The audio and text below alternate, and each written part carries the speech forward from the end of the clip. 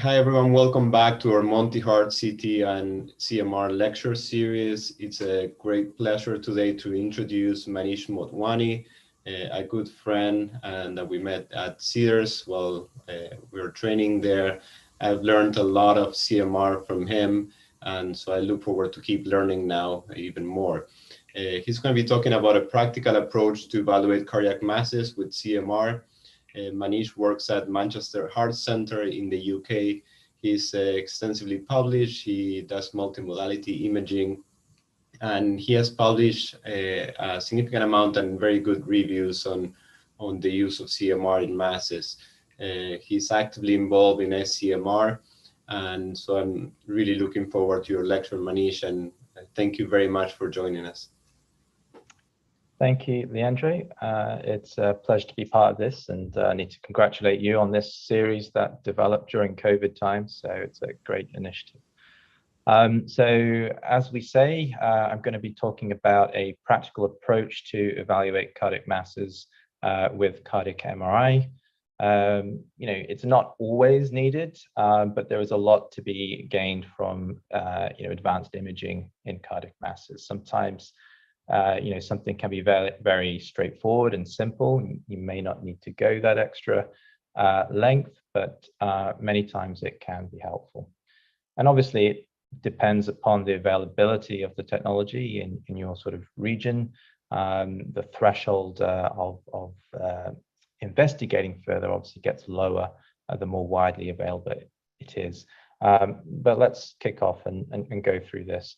So what are we really talking about when we're talking about cardiac masses? Essentially, there's three categories. There are the pseudotumors, which are anatomical variants, and we'll see a few of those, or thrombus. And then there are the tumor categories. So secondary tumors are the most common, much more common than primary malignancies. And then you have primary tumors. And amongst the primary tumors, the majority are benign, about 3/4, and 1/4 are malignant. Amongst the benign tumors, you have the myxomas, the lipomas, the fibromas, fairly common things. And in the malignants, you have these sorts of nasty things, angiosarcomas and mesotheliomas. So that's basically the breakdown of the things we're looking at in the heart: pseudotumors, secondary tumors, and primary tumors. So before you get down into the nitty-gritty or what the imaging can actually give you at an advanced level, one of the key features of evaluating masses is actually the location. So, like when you're buying a house, it's location, location, location, and the same applies when you're evaluating a mass, because sometimes that can really narrow down the differential. The caveat to that is that as in typically in medicine, anything can happen. You can have a mass of any etiology anywhere, but things do tend to follow a common pattern. And you will know probably that myxomas, for example, have a predilection for the left atrium. 90% occur there, and only 10% in the right atrium. You will know that thrombus tends to occur in the left atrium appendage, or on the surface of a previous myocardial infarction. It would be unusual in other places, for example. And similarly, angiosarcoma and lymphomas tend to involve the right heart and possibly invade through the pericardium. So you can see, bearing in mind the sort of the locations that you have on this graphic, you can narrow down your differential quite substantially. So that's the first point about evaluating a cardiac mass. So as I alluded to begin with, what really are the indications for a cardiac MRI if you think there's a mass maybe on an echo? Well, firstly, to confirm the suspicion, it might be a bit equivocal on your chest X-ray or echocardiogram, and you really want the benefit of that field of view and resolution that you get with cardiac MRI. It will certainly help you establish the location, the size, and these are fairly basic applications. And then the additional things that cardiac MRI offer you are tissue characterization. What's the composition of that mass? Is there fibrosis? Is there hemorrhage? Is there necrosis? Can you intimate there's calcium? And all of these things will help you begin to determine what that mass composition might be. And finally, of course, you're having a good look around, you're having a look at the landmarks, and you want to get as much information as possible to guide surgical intervention. What people can get carried away in is sort of feeling the pressure of, I must tell the referrer what this mass is. And I would say that, sometimes it's so classical and typical that you can do that, but you mustn't fall into that trap of, you can't call it an undifferentiated pleomorphic grade 3 angiosarcoma off the cardiac MR. And if you do, that will bite you. It's not always as simple as that. This is not histopathology. We're not trying to replace that, but we are trying to get as much information as to the nature of the mass before their definitive treatment. So how do we go about it? There's basically 3 blocks. First is the anatomy, and that's often done with a black blood T1 stack from diaphragm to arch. And then you want to obtain some standard cine images in your standard imaging planes. And then when you've seen where the mass is, you need to define 2 planes perpendicular to each other through the mass. And then you store those geometries. And those are going to be the orientations and the geometries that you then apply your tissue characterization in. And tissue characterization is fairly straightforward. You want to image the mass in those 2 planes that you've defined with a T1 weighted sequence and then a T2 weighted sequence, and then fat suppression sequence to see if there's fatty content. And then you see how this mass responds to contrast. The T2 in particular is looking at the water content, and the T1 to some extent will give you fat and fibrosis. The contrast, what you're looking for there is if it takes up contrast that hangs around for a long time, that intimates fibrotic content. If you see contrast that washes through the mass in a first pass, that indicates vascularity. So from this 3-block protocol, you're getting information as to the size of the mass, the location, what it's invaded through, and its composition. So it's pretty comprehensive. And I will give you some references for this protocol. This is basically what I've said, but with a bit more technical detail. So as I said, you've got your anatomical stack, you've got your cine imaging.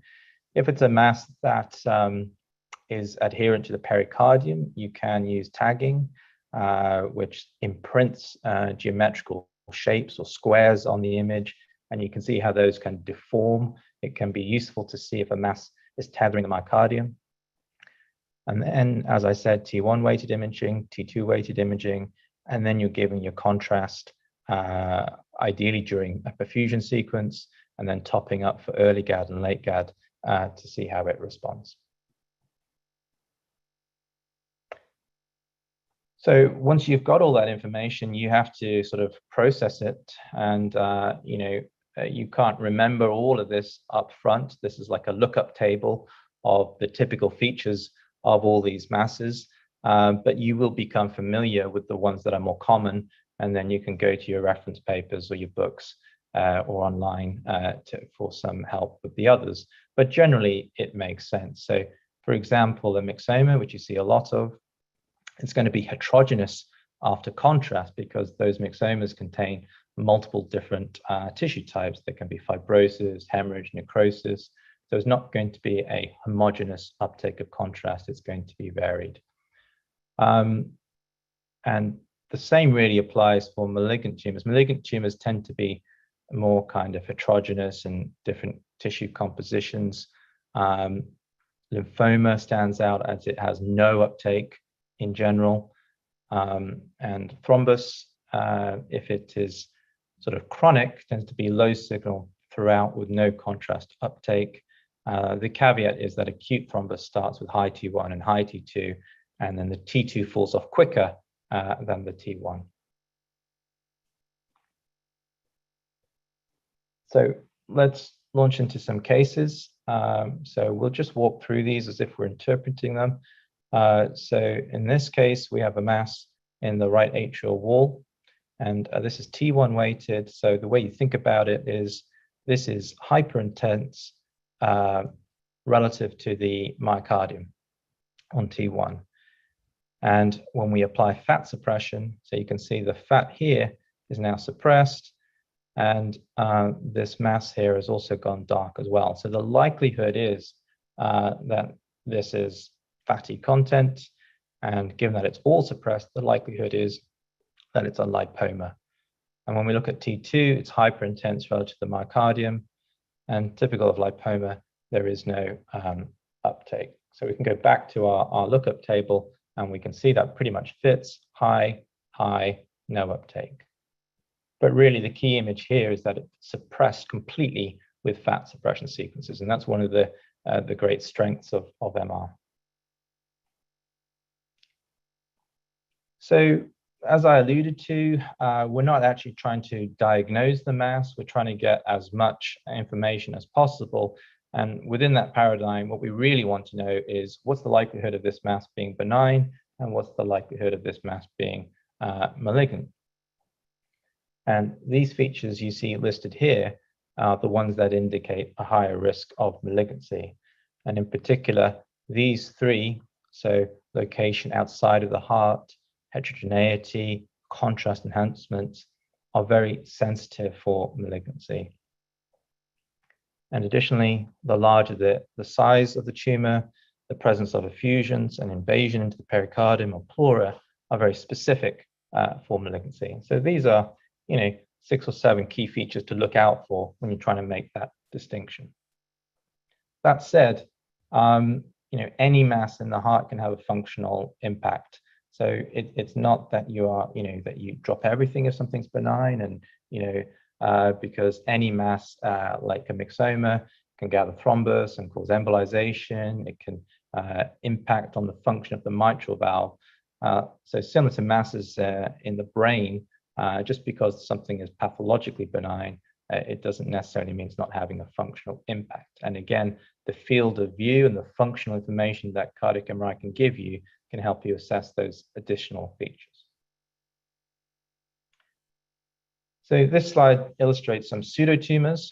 So this, I ask every fellow that comes through the MR department when they're sitting with us to tell us what this is. So this is just the Coumadin ridge, so sometimes confused for thrombus, and that's just the ridge of tissue that divides the left atrial appendage from the left upper pulmonary veins. That's a normal finding. This mass here in the apex on an early GAD sequence after contrast is just a small thrombus. And this here on your survey images, so it's important to look at all your images, is a very large hiatus hernia with this patient presenting actually with related syncope from that. So you see all of these things quite frequently, and it's important to look at the entire field of view. So this next case, we see a left atrial mass on this echocardiogram in this elderly lady with a history of syncope. And so this is the point I was making before. Many of you who are involved in cardiac imaging will say, well, I know what that is. It's a mass in the left atrium. It's adherent to the intraatrial septum. It's mobile. It's smooth. This is probably a myxoma. So do you really need to go any further? Well, it's a large mass. It could be impacting on the mitral valve. It would be useful if you have cardiac MRI available, in my opinion, to go a little bit further and get that additional information for confirmation. And this example takes you through the protocol that we mentioned. So we look at the location on cine imaging. When we apply T1, we see that this mass is iso-intense to mildly hyper-intense relative to the myocardium. It certainly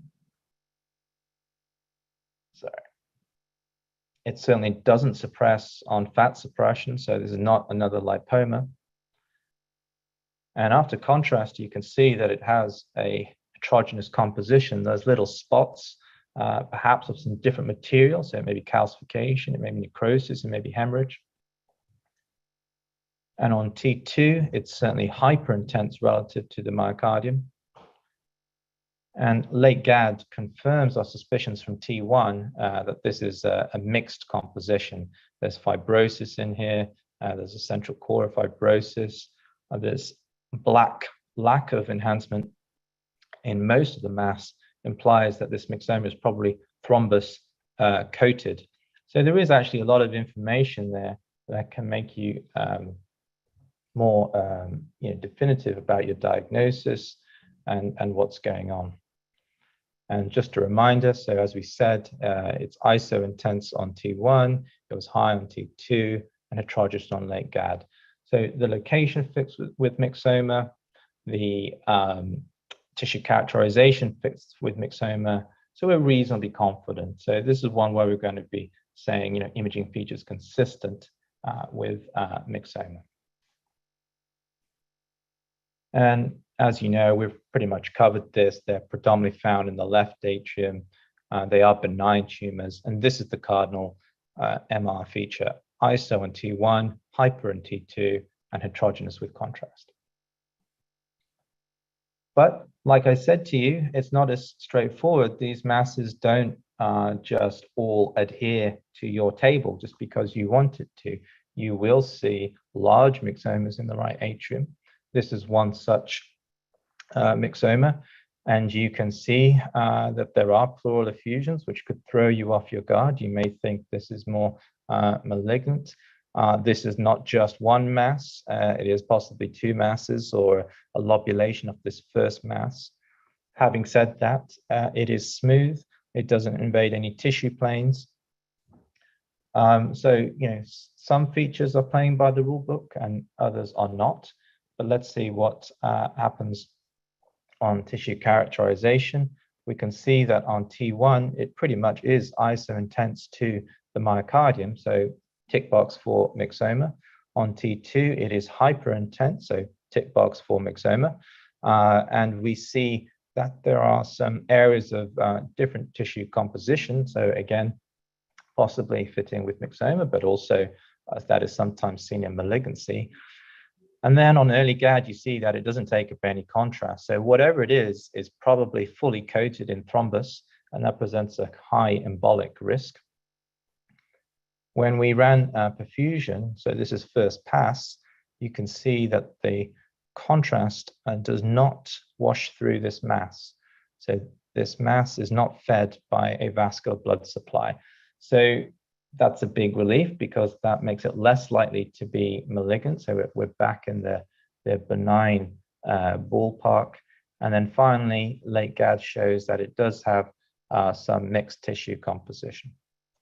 So this did turn out to be on histopathology myxoma, but it just goes to show that masses don't always follow the rule book. And you see it here in different tissue planes. So next up, I'm just taking you through lots of cases so you get the idea of the protocol. This is a young girl, 28-year-old, who presented with palpitations. And on echo, there was a cystic looking mass in the lateral wall. So we can see it here on cine imaging. And these are two nice planes that you would then go on to apply your tissue characterization. At least on the cine imaging, it appears to be sort of homogeneous, and it appears to have the same signal intensity as myocardium. But let's see how it behaved on tissue characterization. So we can see that it is hypo-intense on T1, hypo-intense on T2, and then bam, on late GAD, after the contrast, it lights up. So this is like a light bulb, is what they say. So what this is telling you is that this tissue is completely composed of fibrous tissue. It's like an old infarct. It's full of fibrous tissue, and that, as well as the sort of age, demographics and presentation, makes you reasonably confident that this is a fibroma. We ought to be careful that this mass is not vascular, because it has taken up contrast, and we've done this late GAD sequence fairly late, so we're pretty confident it's fibrous tissue, but it would be good to have perfusion here, and we did in this case, and you can see the mass here on first pass perfusion. Here it remains hypointense. It's not taking up contrast during the first pass, and therefore this is not a vascular mass, and that is completely consistent with fibroma. I will say that this light bulb sign, if you don't image late enough, it can not be fully filled in, and you can get a little bit confused, particularly as we are pushing late GAD imaging earlier and earlier as we get faster and faster with our imaging. So if you have one of these, or what you think might be a fibroma, you really do have to do it at 10 minutes after your contrast, or even later. And this is fibroma on our lookup table. So ISO, low, hyperenhancement. So these are common in childhood, sometimes in adolescence. They typically, they can present with arrhythmias. Sometimes they calcify. Sometimes they're just, completely innocent bystanders. Something more common then, again, something you will may be confident enough with just on echocardiogram, but the MR does add to it. So a 64-year-old male with a previous MI complains of shortness of breath. The echo shows an aneurysmal apex, some change in echo features here. So you're wondering, is there thrombus? These are your cine images. So a large aneurysm. This you're wondering if it is thrombus. So the contrast is going to be really useful here. We would expect none of this mass in the apex to take up contrast. And there we have it. On early GAD, it remains completely black, and on late GAD, there's no uptake. And this combination is useful to distinguish it from a pseudoaneurysm, because you can see the myocardium and the transmural MI behind this thrombus. So this is an LV aneurysm with thrombus. Another example.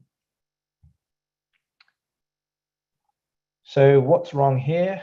So this is just a lesson to zoom out a little bit. You can be looking at this and just fly by that image, particularly if you're coming from the cardiology side rather than the radiology side, but it's right in front of you. There is a massive thrombus or mass here in the IVC. So when you see this, you're worried about, for example, tumor thrombus from renal cell cancers, or just thrombus. So it's just a lesson to look wide in your field of view.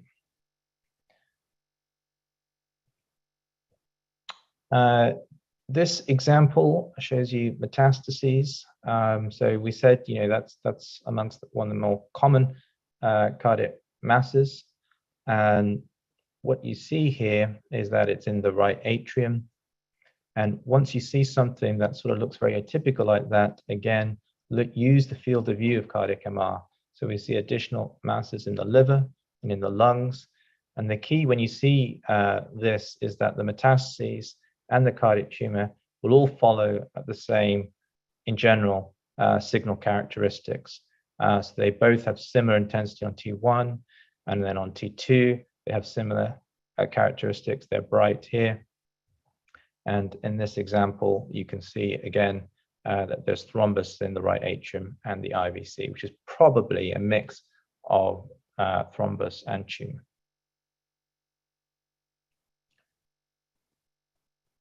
Big nasty mass in the right atrium is usually a sarcoma or angiosarcoma of some type.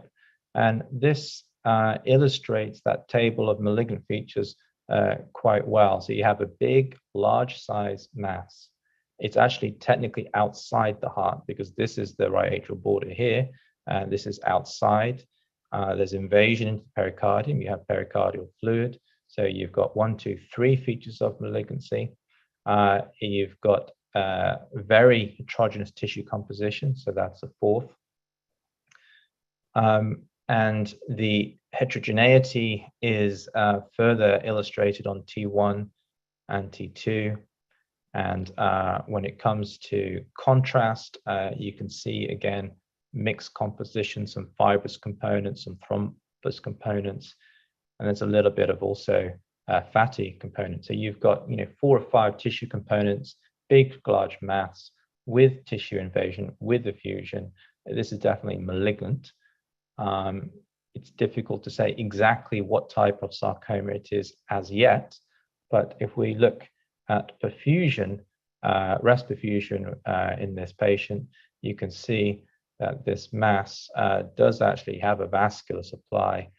It goes bright here during first pass. So this is probably an angiosarcoma. It's certainly a vascular sarcoma. That just makes the point: heterogeneous, heterogeneous, heterogeneous, large with effusions sarcoma. This next one is a 70-year-old female with breathlessness. And you have this large mass, again, outside the heart. So you may be concerned about malignancy, but on the flip side, it's very homogeneous, and a very clear demarcated border. You may wonder about the pericardial cyst. And a pericardial cyst is fluid filled. So on T2 imaging, which you have here on the right, you would expect it to pop. And it did. Very high signal, intense T2 signal. So this is all fluid. On T1, it's actually high. And that's a little bit unusual for pericardial cyst. It tends to be ISO or low intensity. But at the end of the day, the T1 is giving you an indicator of the fluid content. So in this case, it was sort of a more exudative rather than transudative content. So it's actually giving you an indicator of the protein content of that cyst. And importantly, we demonstrated that there was no vascular supply to that mass here, completely non-vascular during first pass, and also confirmed with late GAD there was no fibrous content, and there was no way contrast was getting to that. So you come across these every now and again, usually in the 3rd or 4th decade. Most you don't need to do anything about. Occasionally they cause symptoms such as cough and shortness of breath, and you can consider excising them in that scenario.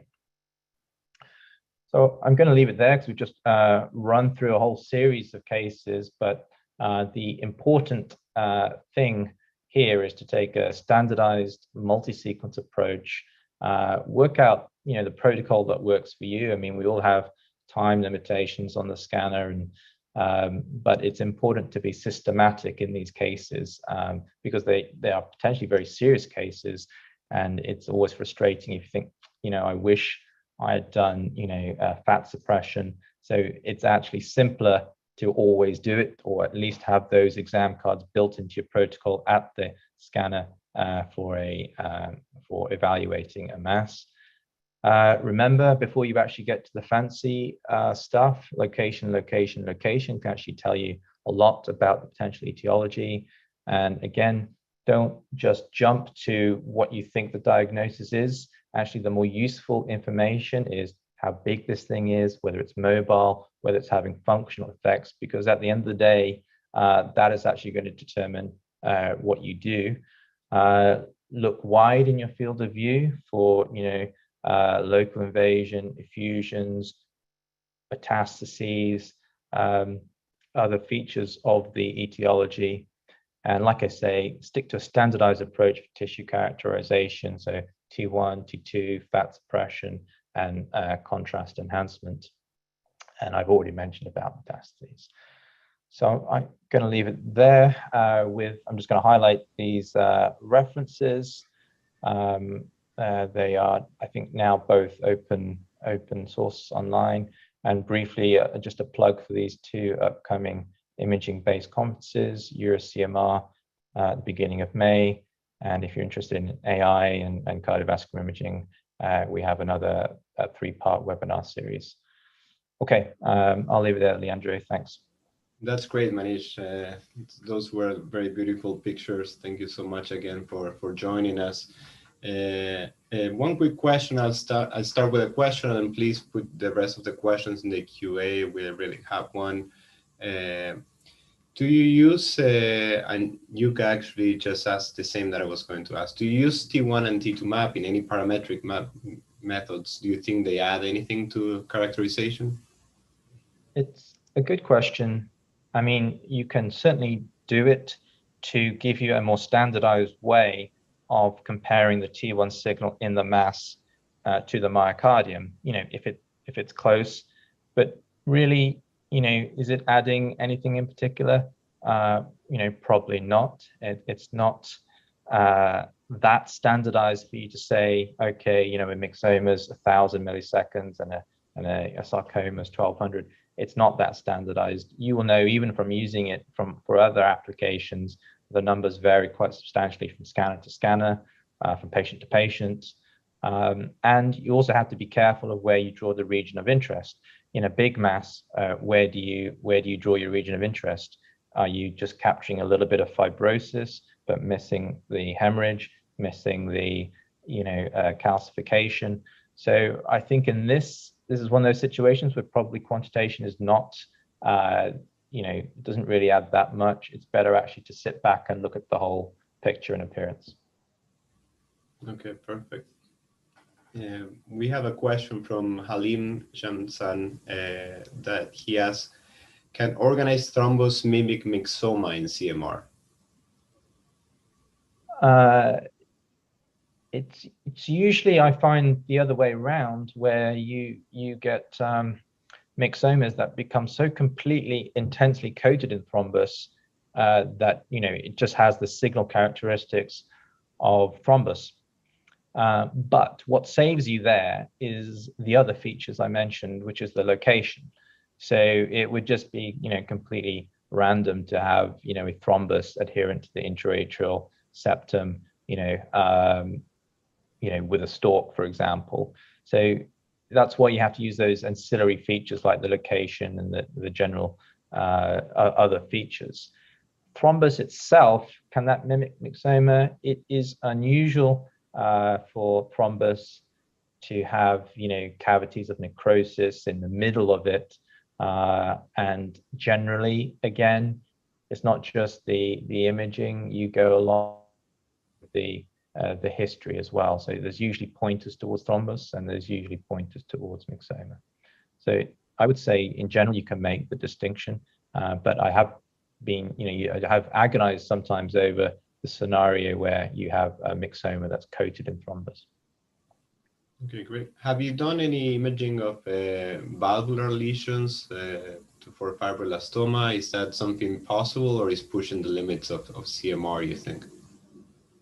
It's possible, but as you're probably alluding to, one of the limitations of MR is the very, very small structures and the very mobile. And fibroblastomas, unfortunately, have that double hit of being very small and very mobile. And so those can be difficult to see, but certainly, large masses or vegetations you can see. But I wouldn't clear a fibroblastoma on the basis of an MR alone. I think, echo certainly has the upper edge there. That's great. And I think one last question: what patients do you think the PET MR? So, for what type of lesions or tumors do you usually think PET adds extra to MRI? Yeah, that's a good question. it's difficult because sometimes, you know, I get sent a lot of mass cases to review, you know, both in articles and in general. And you think, well, you know, why have we got every modality here? What is each one adding? And sometimes, you know, if you've got a big mass with 5 or 6 of those malignant features, I'm not really sure what the PET is adding to pure evaluation of that mass. But what it's adding more in general is, you know, looking for, you know, metastases or, you know, other involvement around the body.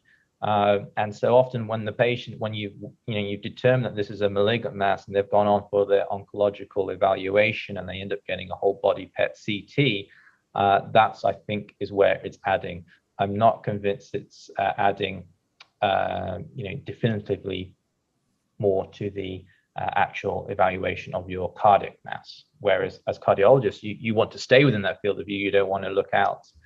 So that would be my take on it. Yeah, that's very interesting.